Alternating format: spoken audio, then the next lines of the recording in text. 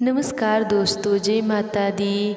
आज मैं आपको जेठ मास के कथा का 17वां अध्याय सुनाने जा रही हूँ, तो प्रेम से बोलिए श्री लक्ष्मी नारायण की जय। मैत्रेय जी बोले, भगवान आपने सूर्यवंशी राजाओं का वर्णन तो कर दिया, अब मैं संपूर्ण चंद्रवंशी भूपतियों का वृत्तांत भी सुनना चाहता हूँ। जिस स्थिर कीर्ति महाराजाओं की संस्कृति का सुयश आज भी गान किया जाता है, हे ब्राह्मण, प्रसन्न मुख से आप उन्हीं का वर्णन मुझसे कीजिए। श्री प्रसराज जी बोले, हे मुनि शार्दूल, परम तेजस्वी चंद्रमा के वंश का क्रमश श्रवण करो, जिसमें अनेकों विख्यात राजा लोग हुए हैं। यह वंश नहुस, ययति, कार्तवी और अर्जुन आदि अनेकों अति बल, पराक्रमीशील, कांतिमान, क्रियावान और सद्गुण संपन्न राजाओं से अलंकृत हुआ है। सुनो, मैं उसका वर्णन करता हूँ। संपूर्ण जगत के रचयिता भगवान नारायण के नाभि कमल से उत्पन्न हुए ब्रह्मा जी के पुत्र अत्रि प्रजापति थे। इन अत्रि के पुत्र चंद्रमा हुए। कमल योनि भगवान ब्रह्मा जी ने उन्हें संपूर्ण औषधि, दिग्वजन और नक्षत्रों के अधित पर अभिषिक्त कर दिया। चंद्रमा ने राजसूय यज्ञ का अनुष्ठान किया। अपने प्रभाव और अति उत्कृष्ट आदित्य पद के अधिकारी होने से चंद्रमा पर राजमंद सवार हुआ। तब मंदोमंद हो जाने के कारण उनसे समस्त देवताओं के गुण भगवान बृहस्पति जी की भार्या तारा को हरण कर लिया, तथा बृहस्पति जी की प्रेरणा से भगवान ब्रह्मा जी की बहुत कुछ कहानी सुनने और देवर्षियों के मांगने पर भी उन्हें न छोड़ा। बृहस्पति जी से देवश करने का कारण शुक्र जी भी चंद्रमा के सहायक हो गए और अंगिरा से विद्या लाभ करने के कारण भगवान रुद्र ने बृहस्पति की सहायता की, क्योंकि बृहस्पति जी की अंगिरा के पुत्र हैं। जिस पक्ष में शुक्र जी थे, उस ओर से जंभ और कुंभ आदि समस्त दैत्य दानव आदि भी सहायता देने में बड़ा उद्योग किया, तथा सकल देव सेना के सहित इंद्र बृहस्पति जी के सहायक हुए। इस प्रकार तारा के लिए उनमें तारा कामयक नामक अत्यंत घोर युद्ध छिड़ गया। तब रुद्र आदि देवगण दानवों के प्रति और दानवगण देवताओं के प्रति नाना प्रकार के शस्त्र छोड़ने लगे। इस प्रकार देवासुर संग्राम से क्षुब्ध हो चिंत हो संपूर्ण संसार में ब्रह्मा जी की शरण ली। तब भगवान कमल योनि भी शुक्र, रुद्र, दानव और देवताओं को युद्ध से निमंत्रित कर बृहस्पति जी को तारा दिलवा दी। उसे गर्भड़ी देखकर बृहस्पति जी ने कहा, मेरे क्षेत्रों में तुमको दूसरे का पुत्र धारण करना उचित नहीं है, इसे दूर कर अधिक दृढ़ता करना ठीक है। बृहस्पति जी के ऐसे कहने पर उस पतिव्रता ने पति के वचना अनुसार वह गर्भ इसी कास्तवाम्बी शीशी के झाड़ी में छोड़ दिया। उस छोड़े हुए गर्भ ने अपने तेज से समस्त देवताओं को तेजों को मलिन कर दिया। दंततर उस बालक की सुंदरता के कारण बृहस्पति और चंद्रमा दोनों को उसे लेने के लिए उत्सुक देख देवताओं ने संदेह हो जाने के कारण तारा से पूछा, हे सुभगे, हमको सच सच बता, यह पुत्र बृहस्पति का है या चंद्रमा का? उनके ऐसे कहने पर तारा ने लज्जावश कुछ भी न कहा। जब बहुत कुछ कहने पर भी वह देवताओं से न बोली, तो वह बालक उसे श्राप देने के लिए उद्धत होकर बोला, अरे दुष्टा माँ, तू मेरे पिता का नाम क्यों नहीं बतलाती? तुझ व्यर्थ लज्जा बीती कि मैं अभी ऐसी गति करूँगा। जिससे तू आज से ही इस प्रकार अत्यंत धीरे धीरे बोलना भूल जाएगी। दंततः पितामह श्री ब्रह्मा जी ने उस बालक को रोककर तारा से स्वयं ही पूछा, बेटी ठीक ठीक बता, यह पुत्र किसका है, बृहस्पति का या चंद्रमा का? इस पर उसने लज्जापूर्वक कहा, चंद्रमा। तब तो नक्षत्रपति भगवान चंद्र ने उस बालक को हृदय से लगाकर कहा, बहुत ठीक बेटा, तू बड़े बुद्धिमान हो। और उनका नाम बुद्ध रख दिया। इस समय उनके निर्मल कपोलोकों की कांति उज्ज्वल वंशती और देदी व्यान हो जा रही थी। बुद्ध ने जिस प्रकार ईला से अपने पुत्र पुरूरवा को उत्पन्न किया था उसका वर्णन पहले ही कर चुके हैं। पुरूरवा अति दानशील, अति ज्ञानिक और अति तेजस्वी था। मित्रावरुण के शाप से मुझे मर्त्यलोक में रहना पड़ा, ऐसा विचार करते हुए उर्वशी अप्सरा की सृष्टि उस अति सत्यवान रूप के धनी और अतिमान राजा पुरूरवा पर पड़ी।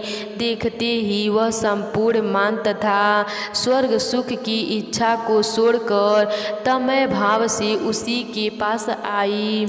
राजा पुरूरवा का चित्त भी उसे संसार की समस्त स्त्रियों में विशिष्ट तथा कांति, सुकुमारता, सुंदरता, गति, विलापा और मुस्कान आदि गुणों से युक्त देखकर उसके वशीभूत हो गया। इस प्रकार वे दोनों ही परस्पर तन्मय और अन्यमय चित्त होकर और सब कामों को भूल गए।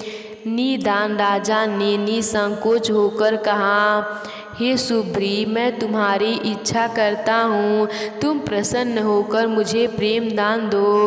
राजा के ऐसा कहने पर उर्वशी ने भी लज्जावश स्खलित स्वर में कहा, यदि आप मेरी प्रतिज्ञा को निभा सकें तो अवश्य ही हो सकता है। यह सुनकर राजा कहा, अच्छा, तुम अपनी प्रतिज्ञा मुझसे कहो। इस प्रकार पूछने पर वह फिर बोली, मेरे पुत्र रूप इन दोनों में सो भेड़ों को आप कभी मेरी सैया से दूर न कर सकेंगे। मैं कभी आपको नग्न न देखने पाऊंगी और केवल धृत ही मेरा आहार होगा। यही मेरा 3 प्रतिज्ञाएं हैं। तब राजा ने कहा, ऐसा ही होगा। दंततः राजा पुरूरवा ने दिन दिन बढ़ते हुए आनंद के साथ कभी अलकपापुरी के अंतर्गत चैत्र रथ आदि वनों में और कभी सुंदर पंख खंडलों से युक्त अति रमणीय मानस आदि सरोवर में विहार करते हुए 60,000 वर्ष बिता दिए। उसके उपभोक्ती सुखों से प्रतिदिन अनुराग के बढ़ते रहने से उर्वशी को भी देवलोक में रहने की इच्छा नहीं रही। इधर उर्वशी के बिना अप्सराओं का सिंधु और गंधर्वों का स्वर्गलोक अत्यंत रमणीय नहीं मालूम होता था। अतः उर्वशी और पुरूरवा की प्रतिज्ञा के जानने वाले विश्वावसु ने एक दिन रात्रि के समय गंधर्वों के साथ जाकर उनके सैया के नागर के पास से एक मेषा हरण कर लिया। उसे आकाश में ले जाते समय उर्वशी उसका शब्द सुना, तब वह बोली, मुझ अनाथ के पुत्रों को कौन लिए जाता है, अब मैं किसकी शरण जाऊं। किंतु यह सुनकर भी इस भय से कि रानी मुझे नंगा देख लेंगी राजा नहीं उठा। दंततौर गंधर्वों गण दूसरा भी मेष लेकर चला गया। उसे ले जाते समय उसका शब्द सुनकर भी उर्वशी, हाय मैं अनाथ और भृतिहीना हूँ तथा एक कायर के अधीन हो गई हूँ, इस प्रकार कहती हुई वह अर्ध स्वर से विलाप करने लगी। तब राजा यह सोचकर कि इस समय अंधकार है, अतः रानी मुझे नग्न न देख सकेगी, क्रोधपूर्वक, अरे दुष्ट, तू मारा गया, यह कहते हुए तलवार लेकर पीछे दौड़ा। इसी समय गंधर्वों ने अति उज्ज्वल विद्युत प्रकट कर दी। उसके प्रकाश में राजा को वस्त्रहीन देखकर प्रतिज्ञा टूट जाने से उर्वशी तुरंत ही वहाँ से चली गईं। गंधर्वगण भी उन मेषों को वहीं छोड़कर स्वर्गलोक में चले गए। किंतु जब राजा उन मेषों को लिए हुए अति प्रसन्न चित्त से अपने शयन नगर में आया तो वहाँ उसने उर्वशी को न देखा। उसे न देखने से वह उस वस्त्रहीन अवस्था में ही पागल के समान घूमने लगा। घूमते घूमते उसने एक ही कुरुक्षेत्र के कमल सरोवर में अन्य 4 अप्सराओं के सहित उर्वशी को देखा। उसे देखकर वह उन्मत्त के समान, हे जाए ठहर, अरे हृदय की निठुरे खड़ी हो जा, अरे कपट करने वाली वार्तालाप के लिए तनिक ठहर जा, ऐसे अनेक वचन कहने लगा। उर्वशी बोली, महाराज, इन अज्ञानियों की भी चेष्टाओं से कोई लाभ नहीं। इस समय मैं गर्भवती हूँ। 1 वर्ष उपरांत आप यहीं आ जाएं। उस समय आपके एक पुत्र होगा और एक रात मैं भी आपके साथ रहूंगी। उर्वशी के ऐसा कहने पर राजा पुरूरवा प्रसन्न चित्त से अपने नगर को चला गया। दंततर उर्वशी ने अन्य अप्सराओं से कहा, ये वही पुरुष श्रेष्ठ हैं जिनके साथ मैं इतने दिनों तक प्रेमाकृष्ट चित्त से भूमंडल में रही। इस पर अन्य अप्सराओं ने कहा, वाह वाह, सचमुच इनका रूप बड़ा ही मनोहर है। इनके साथ तो सर्वदा हमारा भी सहवास हो। वर्ष समाप्त होने पर राजा पुरूरवा वहाँ आए। उस समय उर्वशी ने उन्हें आयु नामक एक बालक दिया तथा उनके साथ एक रात रहकर 5 पुत्र उत्पन्न करने के लिए गर्भधारण किया और कहा, हमारे पारंपरिक स्नेह के कारण सकल गंधर्वगण महाराजाओं को वरदान देना चाहते हैं, अतः आप अभीष्ट वर मांगे। राजा बोले, मैंने समस्त शत्रुओं को जीत लिया है। मेरी इंद्रियों की सामर्थ्य नष्ट नहीं हुई है। मैं बंधु जन असंख्या सेना और कोष से ही संपन्न हूँ। इस समय उर्वशी के सहवास के अतिरिक्त मुझे और कुछ भी पर्याप्त नहीं है, अतः मैं इस उर्वशी के साथ ही कालयापन करना चाहता हूँ। राजा के ऐसे कहने पर गंधर्वों ने उन्हें एक अग्नस्थाली अग्नि युक्त पात्र दी और कहा, इस अग्नि की वैदिक विधि से गार्ह प्रयत्न आहवनी और दक्षिणा अग्नि रूप 3 भाग करके इसमें उर्वशी सहवासी के काम से भली भांति जयन करो, जो अवश्य ही तुम अपना अभीष्ट प्राप्त कर लोगे। गंधर्वों के ऐसा कहने पर राजा उस अग्नि स्थली को लेकर चल दिए। मार्ग में मन के अंदर उन्होंने सोचा, अहो, मैं कैसा मूर्ख हूँ। मैंने यह क्या किया जो इस अग्निस्थल को तो ले आया और उर्वशी को नहीं लाया।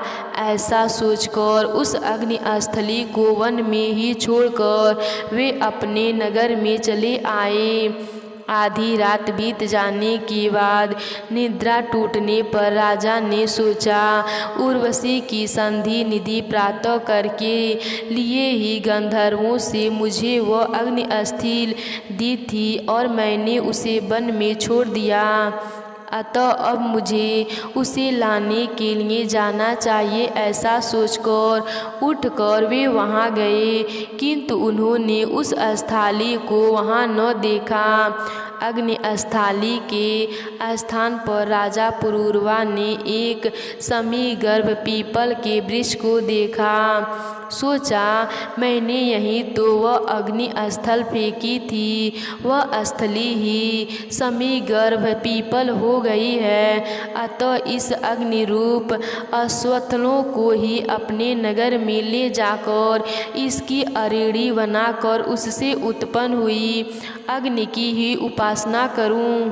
ऐसा सोचकर राजा उस अश्वत्थल को लेकर अपने नगर में आए और उसकी अरड़ी बनाई। दंततर उन्होंने उस काष्ठकों को एक अंगुली से करके गायत्री मंत्र का पाठ किया। उसके पाठ से गायत्री की अक्षर संख्या के बराबर एक एक अंगुली की अरड़ियाँ हो गईं।